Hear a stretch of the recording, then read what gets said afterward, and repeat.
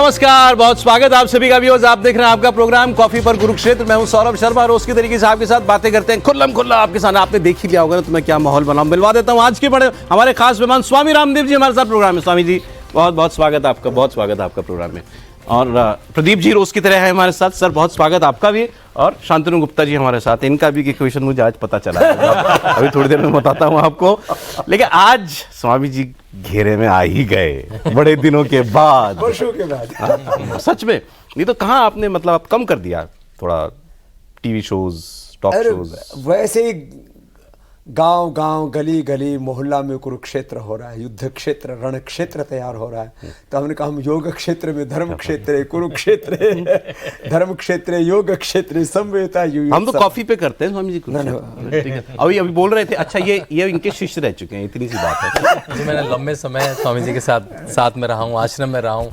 मेरे बालक ने पहली बार अगर बाहर का दूध पिया तो बाबा जी की कुटिया में पिया। आज करीब हमारे 5 करोड़ जो सोशल मीडिया में लोग जुड़े हैं, उसकी आधारशिला शांतनु जी ने क्या बहुत बड़ा पुरुषार्थ किया और सात्विक आत्मा है। और प्रदीप जी मतलब ये एक बहुत शिखर पत्रकार तो हैं, उसमें तो एक ये भीष्म पितामह जैसे हैं, बहुत बड़ा इनका गौरव है। लेकिन इनकी भी सोच में भारत और भारतीयता, नेशन फर्स्ट, राष्ट्र धर्म राष्ट्र हित सर्वोपरि। तो वैसे मैं टीवी 99% नहीं देखता, लेकिन पता नहीं आपका शो मैंने कई बार देखा। और बहुत अच्छी और जिसको कहते हैं कि कुछ प्रोडक्टिव, आप कंस्ट्रक्टिव आप चर्चा करते हैं, उसके लिए सौरभ जी आपका बहुत बहुत अभिनंदन है। और आप बहुत स्मार्ट लगते हैं। एक तो आपकी जो है ऐसे बालों के हेयर स्टाइल किसी पत्रकार की नहीं है, तो थैंक यू। और दूसरा ब्लश जो है एक दूसरे जो कान में आपने पहन रखा है, मेरा भी देखो ये। अरे वाह, अब कोई नहीं कह सकता मुझे। हाँ, आपको बोले तो बोले पहले बाबा जी से पूछो। तो आप बहुत वैसे भी आप मतलब स्मार्ट तो लगते ही हैं आप। और वैसे अभी मैंने बोला है कि कल से आप दौड़ भी लगाना शुरू कर देंगे, तो आज मैंने आपसे वचन ले लिया है। तो मतलब जो सोच है ना, शोर कम खबरें ज़्यादा, और खबर वो जिसका असर हो आपकी ज़िंदगी पर, और कुछ देश के लिए कंस्ट्रक्टिव काम भी। और सूचना तो सूचना होती है, उसमें अच्छी और बुरी नहीं होती। इसलिए समाचार में भी ये हिंदी का शब्द है, अच्छे सूचना को समाचार कहते हैं। लेकिन यहाँ तो खबरों में भी मतलब एक अच्छा एक दृष्टि, वो हमारे बड़े भाई श्रद्धेय रजत शर्मा जी ने जो आप लोगों को संस्कार दिए हैं। और चर्चा का, संवाद का जो स्वरूप है वो बहुत ही कंस्ट्रक्टिव है। किसी भी प्रकार की ऐसे मार धाड़ के बिना भी मतलब करोड़ों लोग इस शो को देखते हैं। अभिनंदन। बहुत बहुत बहुत बहुत शुक्रिया स्वामी जी। आपकी बात पूरी करूंगा। हम कहने वाले थे कॉफी पे कुरुक्षेत्र नहीं, आज हम कहेंगे काढ़े पे कुरुक्षेत्र। आप कुछ लोग कहेंगे बाबा जी को कॉफी पिला दी सौरभ जी ने। रखिए, वो पी नहीं रहे बाबा जी कॉफी। मैं उसकी सुगंध ले रहा हूँ, और अगली बार आएंगे तो काढ़े पर कुरुक्षेत्र करेंगे। स्वामी जी आज विषय जो है देखिए आपके सामने लिखा भी आ गया, जागो हिंदू जागो।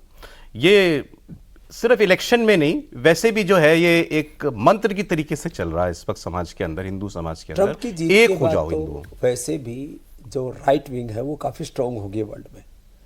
और जिस तरह से इस्लाम और कुरान को कुछ मुसलमानों ने अपने एक फसादी सोच के कारण से बदनाम किया है, उससे पूरी दुनिया में एक्सपोज हो गए लोग। अब क्या बचा इनके पास में। फिर चर्च का एक काल था जब ब्रिटिशर्स ने अपना पॉलिटिकल कॉलोनाइजेशन और उसके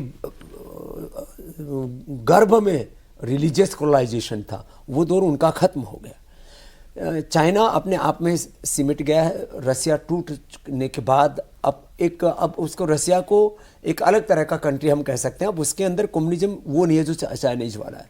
तो बचा क्या, आइडियोलॉजी के नाम पर एक सनातन बच गया। सनातन वो जिसमें जीवन के और जगत के यूनिवर्सल ट्रुथ हैं। तो अब तो मैं तो कह रहा हूँ पूरी दुनिया में सनातन की प्रतिष्ठा होगी। और जो कोसते रहते हैं सनातन धर्म को, गाय तुम्हारी माता है तो सांड तुम्हारा बाप होगा। मैंने कहा पहले तो हम ही तुम्हारे बाप हैं, अभी आगे चर्चा बाद में करो तुम। फिर ये गोमूत्र पीने वाले, गोबर खाने वाले जो ऐसे बकवास करते थे ना, अब वो ठोकर खा रहे हैं। और उनको लग रहा है कि पूरी दुनिया से क्या। अब एक बात और बताता हूँ, संख्याओं की दृष्टि से बात की जाती है, किसकी कितनी संख्या भारी। जिसकी जितनी संख्या भारी उतनी उसकी भागीदारी। पूरी दुनिया में नंबर्स को लेकर के बड़ी चर्चा होती है। 500 करोड़ से ज़्यादा लोग आंशिक रूप से कमोबेश सनातन धर्म के मूल्यों आदर्शों को फॉलो कर रहे हैं। ये सनातन धर्म की विजय है। और हिंदू जिस दिन पूरा जाग गया उस दिन पूरी दुनिया में हिंदुत्व का, सनातन का, भारत का डंका बजेगा। ये भारत की नियति और ये हमारे पूर्वजों की विरासत और ये भगवान का विधान है। ये कोई मजहबी उन्माद नहीं है। ये जागो हिंदू जागो, माने इसके अंदर किसी भी प्रकार से किसी पर कोई प्रहार नहीं है, यहाँ कोई कत्ले आम नहीं है, कोई खून खराबा नहीं है, यहाँ कोई तलवार से किसी मजहब को बढ़ाने का या कोई विस्तार करने का कि तलवार से विस्तार कर रहे हैं। हम तो विचार से विस्तार कर रहे हैं और वो विचार इतना स्ट्रॉन्ग है हिंदुत्व का, उस तरफ दुनिया जागेगी। पहले हिंदुओं को भी थोड़ा जागना पड़ेगा। देखिए बीजेपी, मोदी जी, योगी जी, उन्होंने जो नारे दिए, बटोगे तो कटोगे, मोदी जी ने कहा एक रहोगे तो सेफ रहोगे। कोई कहेगा चलो भाई इनके तो पॉलिटिकल हित जुड़े, इनको तो चुनाव जीतने होते हैं। आप अदरवाइज भी मानते हैं कि हिंदुओं में एक चेतना की जरूरत है, वो आइडेंटिफाई करना शुरू करे खुद को सनातनी हिंदू के तौर पर? देखिए दो चीजें इसमें गड़बड़ हुई है।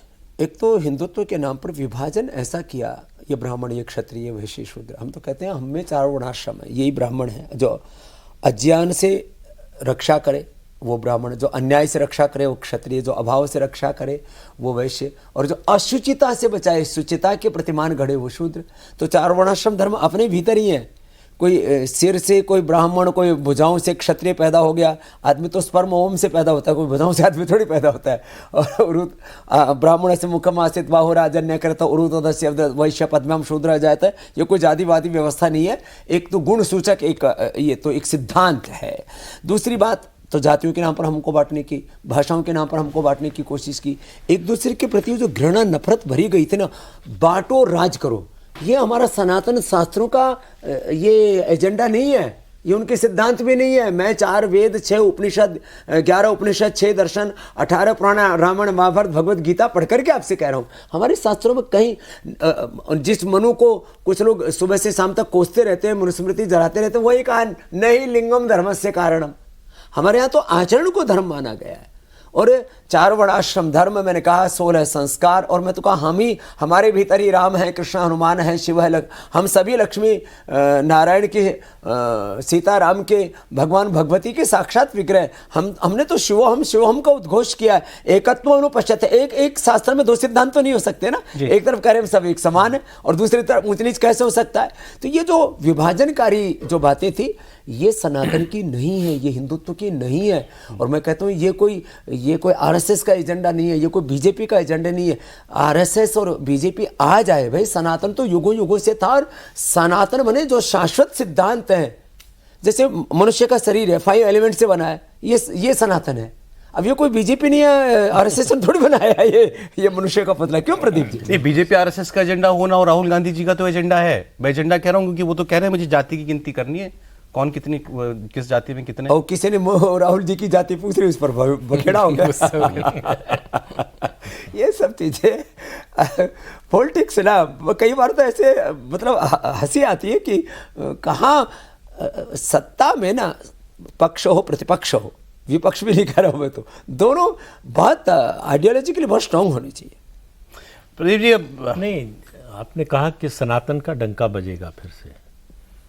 हम कह रहे हैं सनातन का डंका बजना बंद क्यों हुआ? वो जो परिस्थितियां थीं, वो जो कारण थे, क्या आपको लगता है कि आज फिर से उस तरह का माहौल बन गया है या बनाने की कोशिश हो रही है? ये विभाजन जो है जातियों के नाम पर, भाषाओं के नाम पर और अलग अलग प्रकार के नैरेटिव खड़ करके, तो ये जो नैरेटिव खड़े जाते हैं ना, वो फिर लोगों को उसको इतना ज़्यादा प्रचार किया जाता है। एक सिद्धांत बोला जाता है, जिसका जितना होगा प्रचार उसका होगा उतना विस्तार। तो स्पेस ले लो, टीवी चैनलों पर स्पेस ले लो, अखबार में से स्पेस ले लो, मेन स्ट्रीम मीडिया में ना मिले तो सोशल मीडिया में स्पेस ले लो, और वहाँ पर जितने भी अपना बौद्धिक कचरा है, जिनको मैं मीडिया माफिया कहता हूँ, इंटेलेक्चुअल माफिया कहता हूँ, वो वहाँ पर वो कचरा भर रहे हैं। कुछ इसमें मतलब एक तरह का ये वैचारिक आतंकवाद है, इंटेलेक्चुअल टेररिज्म। और इससे आप किस चीज को मानते हैं? जाति की जो बात करते हैं उनके लिए कह रहे हैं या और भी कोई? मैं तो कहता हूँ इसमें कई तरह के राजनीतिक तौर पर, सामाजिक तौर पर, आर्थिक तौर पर सामाजिक विषमताएं इनमें पैदा की। सामाजिक विषमताएं तो हमारे प्रमाद से पैदा हुई। आप पुरुषार्थ करो ना, स्वामी रामदेव ने पुरुषार्थ किया, प्रदीप जी उस बात के साक्षी हैं, और सौरभ जी आप भी मेरे पिछले 25-30 सालों की यात्रा को अपनी आंखों से देख रहे हैं। ये तो हमारे एकात्म रहे हैं शांतनु जी। तो भाई आपको आगे बढ़ने से किसने रोका है? स्वामी रामदेव को आगे बढ़ने से किसने रोका? रजत शर्मा जी एक संघर्ष से उभर करके यहाँ पर पहुंचे। मोदी जी को किसने रोका? अब्दुल कलाम साहब को किसने रोका? आपको पुरुषार्थ करना होगा। हम अपनी समस्याओं के लिए 99% खुद जिम्मेदार हैं। हमारी सारी कानून व्यवस्थाएं सब न्यायपूर्ण होनी चाहिए, मैं उसका हामी हूं, पक्षधर हूं, लेकिन व्यक्ति को पुरुषार्थी बनाना पड़ेगा। आदमी को यह बड़ा इजी होता है, तुम्हारे दुख के लिए, तुम्हारी दरिद्रता के लिए, तुम्हारी बदहाली के लिए ये लोग जिम्मेदार, आरएसएस जिम्मेदार है, बीजेपी जिम्मेदार। नहीं, मैं तो फिर बोलूंगा फिर, लेकिन राहुल गांधी तो घूम घूम कर ये कह रहे हैं ना, अब तो 2-4 साल से ये कह रहे हैं 90% देश की आबादी को सिस्टमिक तौर पर बाहर रखा गया है विकास से और इस तंत्र से भारत के। अब एक दिन आपको जो है ना कॉफी पर कुरुक्षेत्र में उन्हीं को बुलाना चाहिए। क्यों शांतनु जी? तो ठीक कह रहे हैं। देखिए, जो स्वामी जी ने कहा कि स्वामी जी जिस भी जाति से आते हैं उनको किसने रोका? अगर रोकता भी उनका पुरुषार्थी रोकता, या वो ना करते, आलस में बैठ जाते। ऐसा कौन व्यक्ति है भारत जैसे देश में जिसमें प्रतिभा हो और वो अपनी जगह पर ना पहुंच पाया हो? अगर मैं नहीं कर पाऊँ तो मैं ग्रिप करता रहूँ, इसने कर दिया, इसने कर दिया, इसने कर दिया। मैं 10 बजे उठ रहा हूँ, 11 बजे उठ रहा हूँ, काम कर नहीं रहा हूँ। राहुल गांधी मैंने सुना उठते बहुत देर से हैं, ऐसे अखिलेश यादव भी। मैं कभी उठ रहा हूँ, कभी जा रहा हूँ, कुछ मेरा काम करने का मन नहीं है। फिर अच्छा आप क्या करूँ? ओ अच्छा, आप कारण किसका बताऊँ? मैंने इनके नाम देने शुरू कर दिया, और उसको मैंने नैरेटिव फिर मैंने चैनल पे जाके, इस पे जाके, विदेश जाके बोलना शुरू कर दिया। और इसमें शांतनु जी एक बात और हुई है, 4 से 8 घंटा सोशल मीडिया में अपना टाइम स्पेंड कर रहे हैं जो यंग यूथ है हमारा, ये और बहुत डिस्ट्रैक्टिव है जी। हमें इस देश को प्रमाद से बाहर निकालना पड़ेगा। और जहाँ तक रही बात अवसर उपलब्ध कराने की, बाबा साहब अम्बेडकर ने काम किया कि भाई जो जिनको अभी अवसर उपलब्ध नहीं हुआ उनको आरक्षण की व्यवस्था है। आरक्षण तो मिल ही रहा है ना, लेकिन उस आरक्षण को भी न्यायपूर्ण करने के लिए जो व्यवस्था दी सुप्रीम कोर्ट ने, उसका विरोध कौन लोग कर रहे हैं? जो उन जातियों में ताकतवर लोग हैं वो अपने ही उन्हीं के परिवार को आरक्षण मिले वो उसका विरोध कर रहे हैं। तो मैं एक बात तो ये कहूंगा, देखो इस बात में तो सारे देश के बुद्धिमान विवेकशील लोगों को और खास करके पिछड़ी जाति के लोगों को, दलितों को, जिनको आरक्षण मिल रहा है ना, उनको इस बात का जो है इस विचार करना चाहिए कि भाई ये जो आरक्षण है ना उसमें भी जो बात कही गई ना कि भाई और जो जिनको नहीं मिला लाभ उनको मिले, कोटे में कोटा। तो ये तो वो कहते हैं, अच्छा वो क्या कहते हैं, ये हमको बांटना चाहते हैं। वो कह रहे हैं हमको बांटना चाहते हैं। बांटने की बात नहीं है भाई, उसमें एक वर्ग विशेष के लोगों ने आरक्षण का लाभ लिया, तो उस वर्ग में जो वंचित है उनको लाभ मिलना चाहिए ना उसका। अब तो बात हो रही है मुसलमानों तो सोच कर बोलिए, आप आरक्षण विरोधी मान लिए जाएंगे। जो भी समीक्षा की बात करता है, पुनर्विचार की बात करता है, उसमें सुधार की बात करता है। मैं आरक्षण खत्म करने की बात नहीं कर, मैं जो मिल रहा है उसमें मान लिया जो जाता है। हम वंचित ये कह रहे हैं कि वो है नहीं, लेकिन उसको भाई टारगेट कैसे बनाएंगे? वो अपना लक्ष्य तो संधान करेंगे, तो बनाएंगे किसी को लक्ष्य शत्रु ढूंढना। अरे साहब आप हमको बलि का बकरा मत बनाइए, हम तो बिल्कुल शाकाहारी। नहीं, लेकिन हम आपसे एक प्रश्न पूछ रहे हैं जी प्रदीप, कि हिंदुत्व के सामने इस समय सबसे बड़ी चुनौती क्या है? सबसे बड़ी चुनौती आपसी फूट, भेदभाव, ऊंच नीच और आपसी संघर्ष को हमें भुला करके हम कैसे आगे बढ़ सकते हैं, हमारा देश कैसे आगे बढ़ सकता है। जो व्यर्थ के नैरेटिव घड़े जा रहे हैं जिनमें कोई तथ्य नहीं है, तथ्यात्मक और सत्यात्मक जहाँ कोई बात नहीं है, उन चीज़ों से थोड़ा तो अवेयर होना पड़ेगा। अब तो हम 21वीं सदी में आ गए हैं, कोई पाषाण युग में तो है नहीं। अरे मैं एक बात आपसे करूँ, क्योंकि आरक्षण की चर्चा चली सर, तो अब तो महाराष्ट्र के चुनाव में मांग हो रही है कि मुसलमानों को आरक्षण मिले। मुस्लिम उलेमाओं ने बाकायदा चिट्ठियां जारी करके कहा कि भाई आप इस महाविकास आघाड़ी को, मतलब कांग्रेस, शरद पवार जी और उद्धव ठाकरे को वोट करो। आरक्षण किस आधार पर मांगना चाहते हैं? पिछड़े मुसलमान, जाति के आधार पर मांगना चाहते हैं कि धर्म के आधार पर मांगना चाहते हैं? नहीं, जाति के आधार पर मांगना चाहते हैं कि आय के आधार पर मांगना है कि धर्म के आधार पर? धर्म के आधार पर आरक्षण की व्यवस्था संविधान में है ही नहीं। और आय वाली मोदी जी ने कर दी 10%, आय वाली तो हो चुकी है भाई, लेकिन उन्होंने बाकायदा एक अपना शर्तें रखी कि उसमें एक शर्त ये है कि आप हमको आरक्षण दो, आरक्षण की बात करो, हम आपको वोट देंगे मुसलमान। और उन्होंने मान लिया है, अपने यहाँ मान लिया उसको। हुसैन भाई मोदी और मुसलमान एक शो करते हैं, एक शो मैंने उनका देखा, वो कह रहे कि भाई आप मोदी जी का विरोध क्यों करते हैं? मोदी जी ने जितनी भी योजनाएं लागू की लाभार्थियों के लिए, चाहे वो मकान की योजना है, जो उज्ज्वला गैस की योजना थी, घर की योजना और टॉयलेट की योजना थी, या और भी जो भी विश्वकर्मा योजना है, अभी अग्निवीर योजना भी थी, उसमें भी कि सबको समान अवसर था। फिर मुसलमानों को अवसर ना मिला हो, एक ऐसी मोदी की योजना बता दो जो हिंदुओं के लिए बनाई हो। फिर मोदी का मुसलमान विरोध क्यों करते हैं? कोई उत्तर नहीं किसी के। मैं आपको बताता हूँ, सबसे ताजा विवाद है वक्फ का। वक्फ का विवाद है कि मोदी जो है हमारी मस्जिदें, हमारे कब्रिस्तान, हमारे मदरसे सब छीन लेगा। वक्फ का बिल इसलिए लाया मोदी। ऐसा है, वो उसमें भी कुछ लोगों ने कब्जा कर रखा है। बिल्कुल। उनको ऐसा लग रहा है कि यदि इसका पर्दाफाश हो गया झूठ का, षड्यंत्र का, तो फिर हम कहाँ जाएंगे। मोदी जी जो है वो ना तो मोदी जी को जो है मस्जिद में जाके नमाज पढ़नी, ना मोदी जी को किसी को दूसरे को या अपने को कब्रिस्तान में आरक्षण करवाना अपना। उनका कहने इन चीज से वो तो कह रहे मुसलमानों की भी जो संपत्ति है वो सुरक्षित हाथों में रहे। और वक्फ का मतलब भगवान के लिए, खुदा के लिए दी हुई जो जमीन है, तो उसका सही उपयोग हो जाए ना भाई। सांच को आंच क्या, कौन उसमें गड़बड़ करेगा? वक्फ की जमीन यदि अच्छे कामों में लगती, चैरिटी किसको कहते हैं? Health, education, research, poor relief, nature and environment का संरक्षण, ये काम हो इसके अंदर, इससे तो देश का भला ही होगा। अरे आपको मालूम था कि भारत में तीसरा सबसे बड़ा लैंड ओनर है वक्फ बोर्ड? ये तो 9 लाख एकड़ से ज्यादा जमीन होना अपने आप में एक बहुत बड़ा कीर्तिमान है। कीर्तिमान। नहीं, लेकिन स्वामी जी देखिए, हम लोग ये सब बातें कर रहे हैं कि मोदी सरकार में मुसलमानों को ये मिला, उनको अवसर की कहाँ कमी है, वो इसकी तो शिकायत ही नहीं करते। तो क्या शिकायत? उनकी शिकायत हिंदुओं के होने से है, जो 1946 में कहा गया। बंटवारा क्यों हुआ? कि हम हिंदुओं के साथ रह ही नहीं सकते, हमको अपना अलग देश चाहिए। तो अभी भी हिंदुस्तान में और पाकिस्तान बनाना है? नहीं, बिल्कुल नहीं। ये गलतफहमी बहुत से हिंदुओं को है। हाँ, हिंदुस्तान लेना है। अच्छा, पूरा हिंदुस्तान लेना है, फिर हम कहाँ जाए? आप चाहे जहां जाए, आप कन्वर्ट हो जाए। उनका तो सीधा से भाई, औरंगजेब से लेकर उसके बाद तक के आप जितने लोगों को देखिए, या तो आप कन्वर्ट, मतलब अभी जम्मू कश्मीर में जो कश्मीर घाटी में जो हुआ कश्मीरी पंडितों के साथ, हिंदुओं के साथ, वो क्या था? यही कि या तो कन्वर्ट हो जाओ या भाग जाओ, या फिर मरने के लिए तैयार रहो। नहीं, आप लेकिन तो अब ये जब विचार सर, ये आज थोड़ा ज्यादा जनरलाइजेशन नहीं है? मतलब नहीं, बिल्कुल नहीं, 46-47 की बात से बिल्कुल आज नहीं की तुलना करना। जनरलाइजेशन है। थॉट प्रोसेस बताने, वो उनका थॉट प्रोसेस ही है, सोच, ideology है, साइकी सोच उनकी है। ऐसा होगा नहीं। वो बदलेगी तभी कुछ बदलेगा। नहीं तो आप मुझे एक कारण बता दीजिए कि अभी इतनी चीजें गिनाई गई कि मोदी सरकार के 10 साल में ये हुआ, और पिछले 66-67 सालों में कांग्रेस 55-60 साल रही सत्ता में। जितने सांप्रदायिक दंगे हुए, सबसे ज्यादा मुसलमान उसी दौरान मारे गए।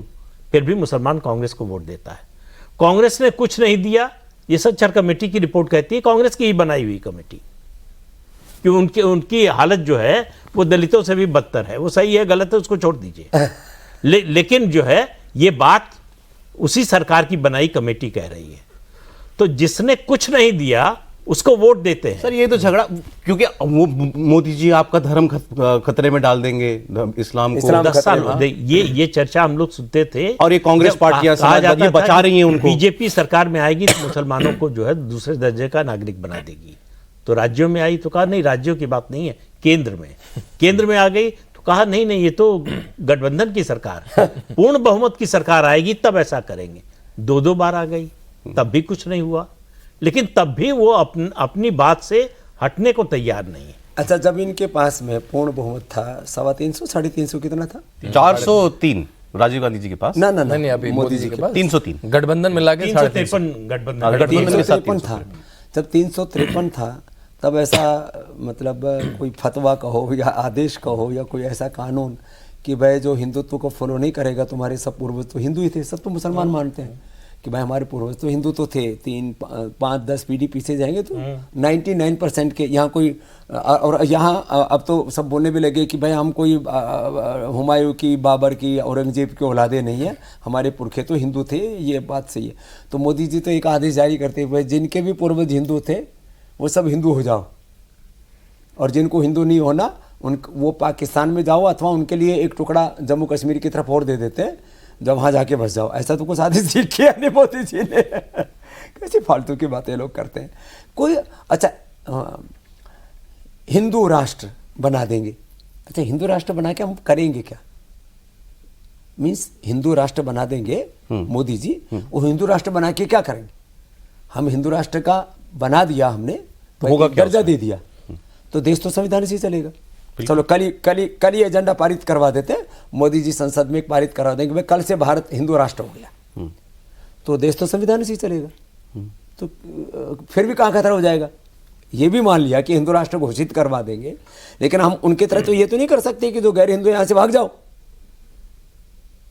तो ये एक तरह से उनका स्वामी जी ये कि डर, हमारे मामलों में आप दखल ही मत दो। क्या मामले में दखल दे? जैसे 3 तलाक का आपने कानून बना दिया, क्यों बना दिया भाई आपने? उनकी शिकायत है ये, भाई मेरा मजहब मैं देख लूंगा, मेरे यहाँ कोई इंजस्टिस होती है मैं जिम्मेदार हूं, आप कौन? आप नहीं, काम तो वो तो तभी ऐसे ही वक्फ का कर दिया। हो सकता है जब शरिया से चल रहा हो, संविधान से न चल रहा। अगर ये संविधान सम्मत ना होता तो सुप्रीम कोर्ट सब बाबर साहब अम्बेडकर का संविधान लेके बैठते हैं, इनसे इससे देश चलेगा। हाँ सब बोलते हैं। तो जब उसी से देश चलेगा तो सरिया से क्यों चलेगा? और भाई मोदी जी को क्या पड़ा है? तुमको 50 बीबी रखो ना, है कहां तुम्हारे पास रखने के लिए? और रख करके उन बच्चों को रोटी कहां से खिलाओगे? ये वाहियात बात है। एक आदमी को एक पत्नी रखनी चाहिए, हमारी तरह से ब्रह्मचारी रहना चाहिए। नहीं फिर तो देश की आबादी का क्या होगा? ऐसा मत बोलिए। अरे कोई रह के तो देखे ना। नहीं आपने इसमें नई हिट नहीं सुनी है? वैसे जब ये पाकिस्तान की हम लोग बात कर रहे थे, एक सांसद हुए मोहम्मद अदीब, उनका बयान बड़ा चल रहा है। उन्होंने कहा कि राज्यसभा के सांसद थे, शिवपाल जी के साथ चले गए थे बाद में, सपा कांग्रेस बहुजन समाज पार्टी सब में रहे। उन्होंने कहा कि ये तो हमारा एहसान है इस देश पर कि हम पाकिस्तान नहीं गए जिन्ना के कहने पे, नहीं तो लखनऊ तक पाकिस्तान होता, लाहौर तक नहीं। कि हमने पाकिस्तान छोटा रख कर दिया। आप इसका थोड़ा सा ना एक रिपोर्ट मंगवाओ। जैसे ये लोग कहते हैं कि यहाँ से जो मुसलमान छोड़ के गए वो वक्फ को जमीन दे करके चले गए, वो देखे गए। ठीक है। जो लाहौर में इतना बड़ा आर्य समाज था, इतने बड़े हमारे वहाँ हिंदू मंदिर थे, स्कूल थे, वो कहाँ है? सब बंद हो गए, कब्जे हो गए होंगे। आपके यहाँ सिस्टम ही तो नहीं है स्वामी जी। वो ये अच्छी चर्चा आपने छेड़ दी। इस्लाम में कॉन्सेप्ट है भाई, आप वक्फ कर सकते हो जमीन और उसका मालिक अल्लाह हो गया। अरे भाई, और वो ना खरीदी जा सकती ना बेची जा सकती। आप वक्फ कर सकते हैं अगर आपकी है।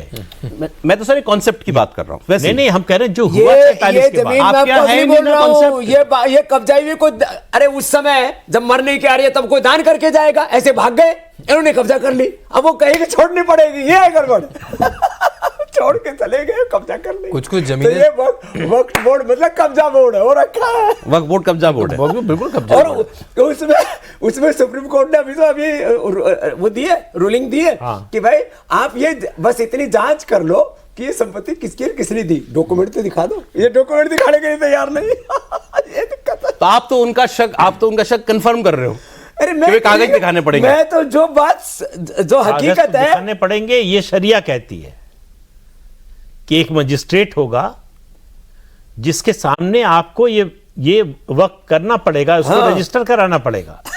ऐसे नहीं है कि हमने डॉक्यूमेंट दिखा सुबह रात को सोए सुबह उठे और कहा कि हमने ये जो है इंडिया टीवी का स्टूडियो वक्फ कर दिया। इंडिया टीवी का स्टूडियो वक्फ का है। ये तो फैक्ट है ना। देखिए अब ये नई छोटी चीज आपको पता होनी चाहिए। अभी इन्होंने बहुत अच्छी बात स्वामी जी ने याद दिला दी। जो लोग पाकिस्तान चले गए उनकी वो जाते जाते कह गए ये मैंने वक्फ कर दिया। भाई यहाँ से जमीन का टुकड़ा तो अपने साथ ले जा नहीं सकते थे, हवेली तो उठा के ले जा नहीं सकते। नहीं वैसे जो कहा जाता है कि भाई वो जाते जाते वक्फ कर गए।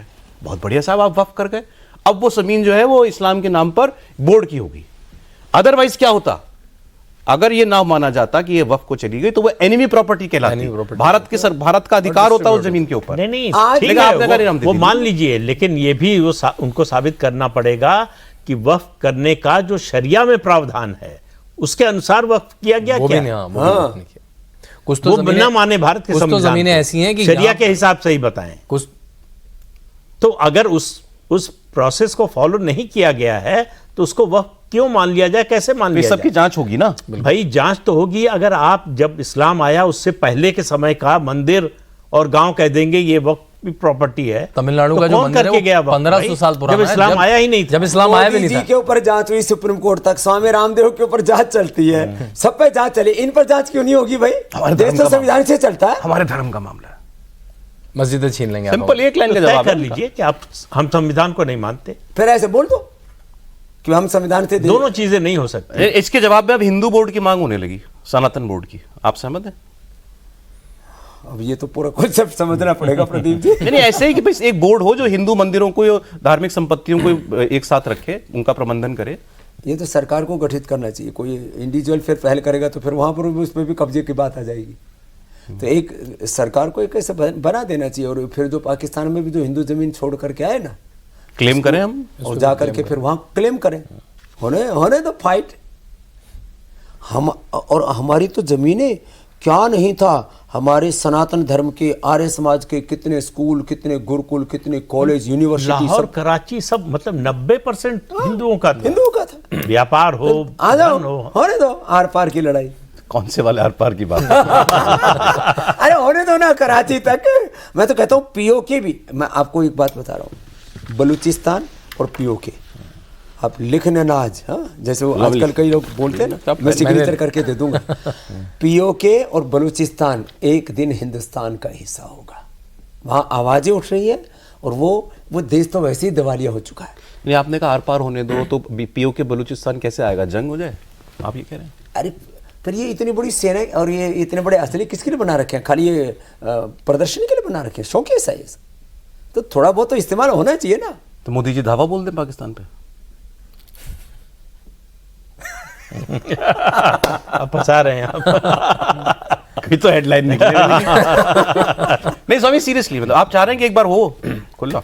ऐसा देखो, ये युद्ध तो सृष्टि के आदिकाल से होते रहे। हमारे यहाँ पता नहीं किसने ये ब्रह्म ज्ञान दे दिया हमारे हिंदुओं को कि हमने कभी किसी पर आक्रमण नहीं किया। हमने शुरू से युद्ध किए हैं, और युद्धों में धर्म का साथ दिया हमने। भगवान राम ने युद्ध किया, भगवान शिव जी ने युद्ध किया, भगवान कृष्ण जी ने युद्ध किया, रामदेव को योगी होकर के युद्ध करना पड़ता है। कोई ऐसा देवी देवता नहीं है जिसके हाथ में हथियार ना हो। तो जो है, एक हाथ क्यों? तो हथियार के लिए क्योंकि धर्म रिजर्व की रक्षा कर। धर्म से मतलब ये रिलीजन मतलब घंटी बजाना और पूजा पाठ करना नहीं। धर्म का मतलब आप सत्य के साथ, ईमानदारी के साथ, न्याय के साथ। वैसे ही कुछ नेता पीछे दीवार से गांधी जी की तस्वीर निकाल चुके, आप लोग पूरा ही गांधी की विचारधारा से विहीन करना चाहते हैं? ये आरोप लगेगा, ये आरोप लगेगा। ये अहिंसा की जो बात है, देखिए अहिंसा को ही मतलब ये भगवत गीता में चले जाइए आप, ये कायर का हथियार है अहिंसा। अहिंसा करते हैं आप किसी निर्दोष को, किसी निर्दोष को आप मारेंगे नहीं, पीड़ित उसको उसके साथ अन्याय नहीं करेंगे। जो पापी है, अधर्मी है, जो, और मैं तो कहता हूं कुरान के अनुसार भी जो काफिर का मतलब वो कोई हिंदू नहीं है, जो और जो है राज करेगा खालसा और आकी रहे ना कोई, आकी का मतलब पापी। तो पापियों के विनाश की बात, और जो अधर्मी है, जो अन्याय कर रहे हैं, समाज का शोषण कर रहे हैं, उनके खिलाफ तो आपको युद्ध करना ही पड़ेगा। वो हिंसा नहीं है, वो तो धर्म है, धर्म युद्ध है, वो न्याय है। तो मतलब धर्म कह रहा है कि पाकिस्तान से युद्ध करने का समय आ गया। ठीक स्वामी जी, अब ये तो बात रह गई हमारी। युद्ध को आप नहीं चुनते, युद्ध आपको चुनता है। हाँ, ये प्रदीप, परिस्थिति ऐसी आती है कि जब आप युद्ध से भाग नहीं सकते। लेकिन मैं स्वामी जी से एक बात पूछ रहा हूं कि ये भी बदले हैं पिछले काफी सालों में। ये बात मैं भी पूछने वाला था। 2009 में 10 नवंबर को मुझे याद है, मैंने इंटरव्यू किया था हरिद्वार जाकर। तब ये तैयारी कर रहे थे एक नए तरह के राजनीतिक दल बनाने की व्यवस्था। उन्होंने मुझसे कहा था कि प्रधानमंत्री पद का उम्मीदवार भी तैयार हो रहा है मेरा, बताऊंगा। राजनीतिक व्यवस्था अच्छी होनी चाहिए। उसके बाद आपने राजनीति से धीरे धीरे किनारा कर लिया। तो क्या राजनीति में आपको बुराई नजर आई इसलिए किनारा कर लिया, या लगा कि यहाँ समय? ये कितने साल पहले की बात कह रहे हो? ये 2009 की बात है। देखो 15 साल पहले ले गए मुझे। अब आज फंसाएंगे प्रदीप जी। नहीं, मैं इसमें एक बात और जोड़ूंगा। 2013 से मैं स्वामी रामदेव जी के साथ जुड़ा, बल्कि कुछ समय तो ऐसा होता था कि मैं अपने मोबाइल से, महाराज जी कहते थे, और मैं ट्वीट करता था। मोबाइल मेरा इधर उधर हो जाता था, मुझे ये डर लगता था, मोबाइल की चिंता नहीं होती थी कि ट्वीट उसमें होना। तो जब मुझे याद है मैंने वो ट्वीट लिखा था कि मैं अपनी शिखा नहीं बांधूंगा जब तक नरेंद्र मोदी प्रधानमंत्री न बन जाए, मैं पतंजलि वापस नहीं जाऊंगा जब तक नरेंद्र मोदी प्रधानमंत्री न बन जाए। वहां से लेकर आज आप सामाजिक मुद्दों पर तो बोलते हैं, राजनीतिक मुद्दों पे आपका वक्तव्य काफी कम हो गए, उसका कोई बचते हैं स्वामी जी बोलने से आप पॉलिटिकल मुद्दों पर। मैं बोल रहा हूँ ना साफ साफ, 2 बार राहुल गांधी का जिक्र किया मैंने, बोले स्वामी इतना तो बुलवा लिया प्रदीप जी, अब सिर्फ उड़ाना बाकी रहा। बट क्यों आपने क्यों थोड़ा सा ये पॉलिटिकल स्टैंड लिया? देखो, I am not a full time political worker, ये तो पता ही है आपको प्रदीप जी। देखो, मेरी कभी कोई राजनीतिक महत्वाकांक्षा न थी, न है और न हो सकती। राजनीति मुझे क्या देगी प्रदीप जी? आप देखो, मतलब मैं मोदी जी को अपवाद है वो छोड़ दीजिए, उनका एक अलग प्रकार का व्यक्तित्व है। मोदी जी को छोड़ करके इस देश की राजनीति में समूचे पक्ष विपक्ष प्रतिपक्ष जो भी कहो, कौन ऐसा व्यक्ति जिसको घर घर में लोग आदर करते हैं? स्वामी रामदेव को कौन सा, मुझसे वैचारिक तौर पर चाहे लोग असहमत हो, आर्थिक राजनीतिक तौर पर असहमत हो, लेकिन एक बात तो हिंदुस्तान के 99% घरों में लोग कहेंगे बाबा जी काम बड़ा अच्छा कर, और मैं कंस्ट्रक्टिव काम कर। योग को तो आपने घर घर पहुंचा दिया, योग को, आयुर्वेद को, सनातन के मूल्यों को लोगों के जीवन में हमने कितनी अच्छाइयां दी हैं, कोई शक नहीं। कितने लोग रोग मुक्त हुए हैं, व्यसन मुक्त हुए हैं, हमने समाज को जोड़ा है। हमें कभी भी, आपने कभी भी, आपको मुझे नहीं देखा होगा कि मैंने कभी किसी मजहब को गाली दी हो, कभी कोई दूसरी बात की हो। हाँ, एक आधी बार मैंने जरूर बोला है कि कुछ सिर्फ फिरे लोग इस्लाम को बदनाम करते हैं, ईसाइयत को बदनाम करते हैं, यहां तक भी बोला हिंदुत्व को भी, हिंदुओं में जो ढोंगा डंबर पाखंड विश्वास होता है, मैं खूब बोला हूं उसके ऊपर, और कई बार अपनों से विरोध का सामना करना पड़ा। थोड़ा पॉलिटिकली करेक्ट होने की कोशिश करते हैं। मैं बताता हूं, मैं सुनिए, सब खुल के बोलना चाहिए ना स्वामी जी। नहीं, और ये आज तो आपने कॉफी पर कुरुक्षेत्र में मुझे ही घेर लिया। आरोप, ये आप पर आरोप लगाने वाले मिल जाते हैं आजकल। स्वामी जी क्यों बोलना कम किया? स्वामी जी पॉलिटिक्स पर क्यों नहीं बोलते?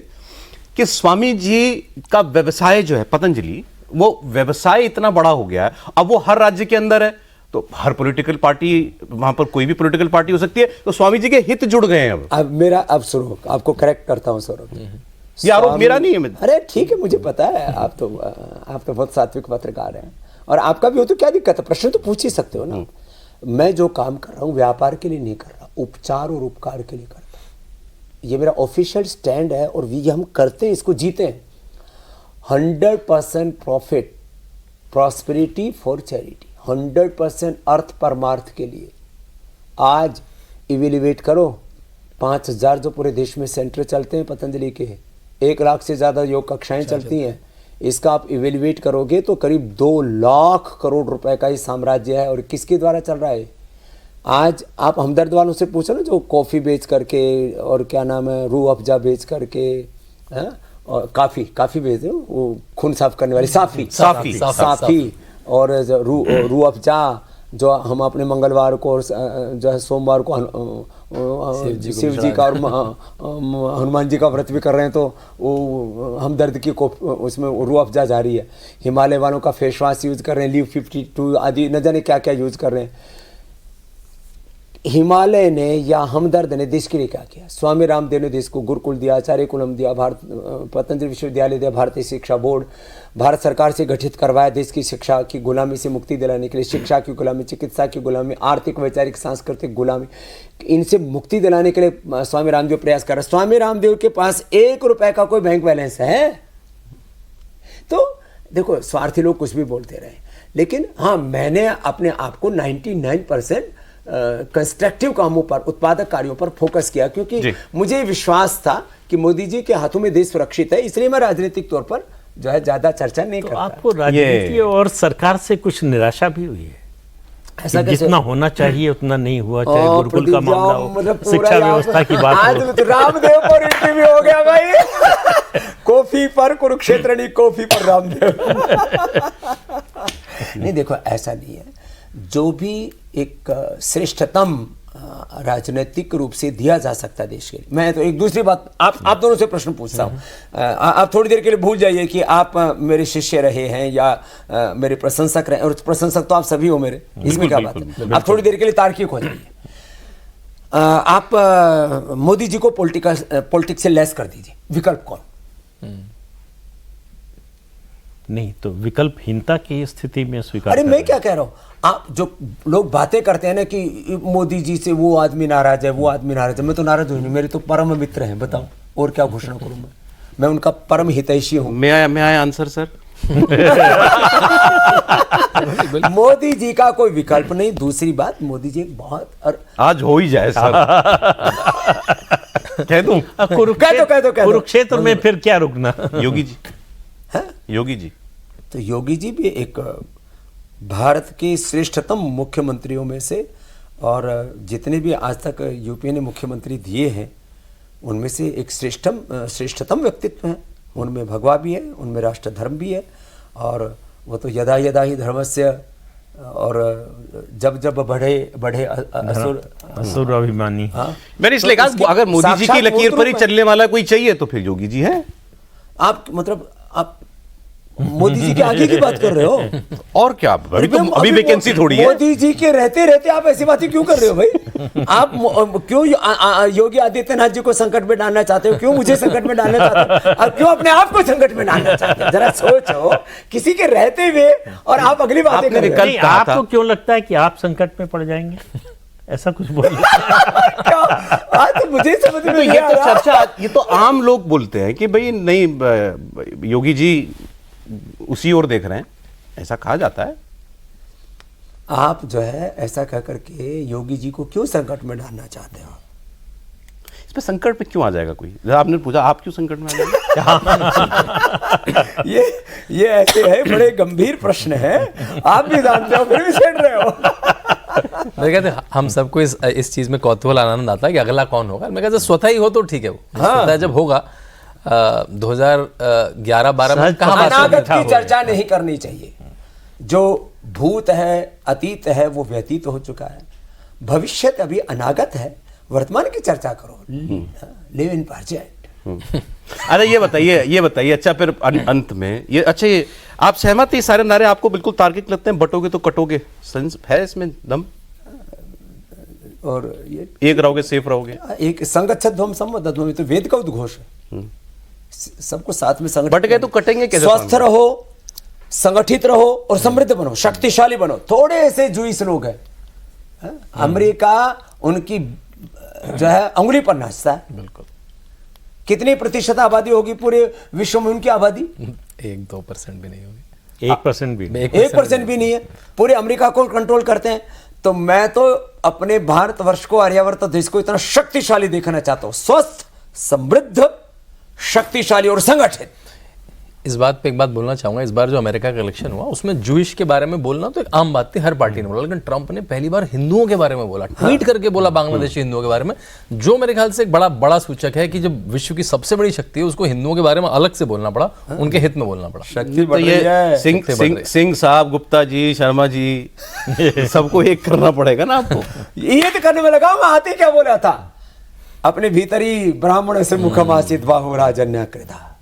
ये हमें सनातन को जीना पड़ेगा। अभी सनातनी के नाम पर तनातनी ज्यादा होती है, तो हमें सनातन को जीना पड़ेगा। और जो सनातन को जीना शुरू कर देगा वो स्वामी रामदेव की तरह सबसे प्यार करेगा। पतंजलि में कभी आके देखो, वहां ब्राह्मण, क्षत्रिय, वैश्य, शूद्र सब एक साथ मिलजुल करके रहते हैं। तो राहुल गांधी जी का ये जाति वाला एजेंडा देश हित में नहीं है ना? देखिए, हमारी तो मनुष्य की जाति है, और यही बात नेहरू जी कहते थे, यही बात इंदिरा जी कहती थी, यही बात राजीव गांधी जी कहते थे। आप फिर पॉलिटिकल कहते थे क्या? बैलेंस मत मैं कह रहा हूँ पाले खींच चुके हैं आप, या तो इधर हैं या उधर हैं, अब बीच में नहीं रह सकते। बीच में नहीं। मैं कह रहा हूँ जाति की पॉलिटिक्स कांग्रेस के संस्थापक भी नहीं करना चाहते, तो मैं ये कहना चाह रहा हूँ। तो उसमें कांग्रेस को थोड़ा अपने आप को करेक्ट करना चाहिए ना। मैं जो कह रहा हूँ, आप प्रदीप जी, आप कहाँ फंसा देते हो? नहीं, ठीक। और कोई सवाल आपके मन में हो? हिंदू जागृति की बात हो गई, वफ की आपने बात कर ली, आपने राहुल गांधी, अभी हरिद्वार जाना है। नहीं, बस वो एक बड़ी इंटरेस्टिंग चीज बताई गई थी, मुझे इस पे बात भी करना जरूरी था। शंकराचार्य जी ने दो बातें कही अभी मुक्तेश्वरानंद जी ने, और दोनों पर हैरानी हुई लोगों को। एक, उन्होंने कहा कि भाई 370 वापस लाओ कश्मीर के अंदर, उसका कारण भी बड़ा अटपटा बताया उन्होंने कि गौकशी रोकने के लिए लेकर आओ, तो ये- वैसे भी ये गौकशी तो रोकी बहुत जा ही सकती है। अपमानजनक बात है, ये किसी को भी शोभा नहीं देता है। ये एक तरह से राष्ट्रद्रोह जैसा कार्य है कि 370 वापस लाओ। इससे बड़ी और शर्म की बात क्या हो तो सकती कांग्रेस को और नहीं, एनसी ने लेकिन तो ये कर भी दिया वो बताइए कि राजद्रोह। शंकराचार्य के पद पर बैठा व्यक्ति 2 महीने पहले किसी को आशीर्वाद देके जाता है कि आप मुख्यमंत्री। उद्धव ठाकरे को दिया। उद्धव ठाकरे और अब क्या बोल रहे हैं? अब बोले आप बीजेपी, कह रहे अब हैं ये कि महायुति को, महायुति बीजेपी की को सरकार को, बीजेपी शिंदे की सरकार के साथ बनाइए। चलो। जो हिंदुओं के साथ है, जो हिंदू को राजमाता घोषित किया है एकनाथ शिंदे ने, तो इसलिए जो है इनको वोट दीजिए। पहली बात तो वोट दीजिए। दूसरी बात, ये पॉलिटिकल 370 बयान वापस ले। राजनीतिक व्यक्ति दे समझ में आता है, आज इनके साथ है कल उनके साथ है। तो जब आप ही लोगों को समझ में नहीं आ रहा तो मुझे कैसे आएगा? नहीं आप अच्छा, समझाएंगे इसीलिए पूछ रहे हैं। अच्छा, अंत आपको कोई अपील जारी करनी है क्या, मेरे को बस एक ही अपील जारी करनी है। चुनावी? 100 करोड़ से ज़्यादा हिंदू हैं, ये संगठित रहें, राजनीतिक तौर पर भी, आर्थिक तौर पर भी, वैचारिक तौर पर भी, भावनात्मक तौर पर भी, तो ये देश आगे बढ़ेगा। राजनीतिक तौर पर किसके साथ, किसके लिए संगठित हो? जो देश के लिए सबसे अधिक उपयोगी है। मोदी जी? कोई संशय? अपील जारी हो गई है, अपील जारी हुई है। स्वामी जी, बहुत मजा आया, बहुत मजा आया। कोई हमसे नमस्ते, भारत माता की जय, त्रुटि वंदे हुई हो मातरम। तो माफ कीजिएगा। आज आपको लेकिन बहुत मजा आया आपके साथ बात करके। थोड़ा इनको एक बार योगा करने के लिए और बोल हाँ, मैं वो दीजिए। करूँगा। वो कमिटमेंट पहले ले चुका हूं। बिल्कुल। बहुत बहुत धन्यवाद स्वामी जी, आप प्रोग्राम में आए। प्रदीप जी बहुत शुक्रिया, बहुत शुक्रिया। शांतनु जी आपका।